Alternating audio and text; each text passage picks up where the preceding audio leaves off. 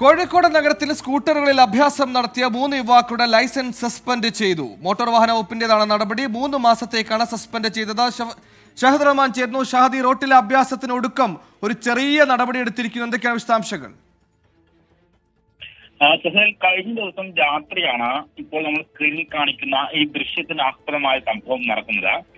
കോഴിക്കോട് കൈരളി തിയേറ്ററിൽ നിന്നും സിനിമ കഴിഞ്ഞിറങ്ങിയ 3 യുവാക്കളാണ് ഇത്തരത്തിൽ കോഴിക്കോട് എരഞ്ഞിപ്പാലത്ത് വെച്ച ബൈക്കിൽ അഭ്യാസ പ്രകടനം നടത്തിയിട്ടുണ്ടായിരുന്നത്. മുഹമ്മദ് റിസ്വാൻ, അതുപോലെ തന്നെ ഋതിക്, വിജയ് എന്നിവരുടെ ലൈസൻസ് ആണ് 3 മാസത്തേക്ക് സസ്പെൻഡ് ചെയ്തത്. ഇതിൽ മുഹമ്മദ് റിസ്വാന്റെ സോഷ്യൽ മീഡിയ അക്കൗണ്ടിൽ പങ്കുവെച്ച ഈ വീഡിയോ മോട്ടോർ വാഹന വകുപ്പിന്റെ ശ്രദ്ധയിൽപ്പെടുകയായിരുന്നു.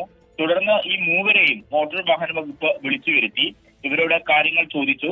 അതിനുശേഷമാണ് ഇവരുടെ വിശദീകരണങ്ങൾ തൃപ്തികരമല്ല എന്ന് മനസ്സിലാക്കിയതിന്റെ അടിസ്ഥാനത്തിൽ ലൈസൻസ് റദ്ദ് ചെയ്തിട്ടുള്ളത്. 3 മാസത്തേക്കാണ് ഈ ലൈസൻസ് റദ്ദ് ചെയ്തിട്ടുള്ളത്.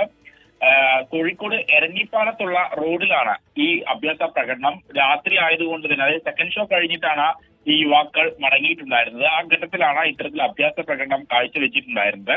അതുകൊണ്ട് തന്നെ ഏറെ രാത്രി ആയതുകൊണ്ട് വലിയ രീതിയിൽ വാഹനങ്ങളൊന്നും ഈ റൂട്ടിൽ ഉണ്ടായിരുന്നില്ല.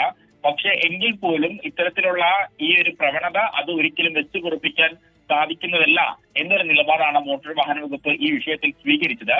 അതിന്റെ അടിസ്ഥാനത്തിലാണ് മൂവരുടെയും ലൈസൻസ് റദ്ദ് ചെയ്തിട്ടുണ്ടായിരുന്നത്.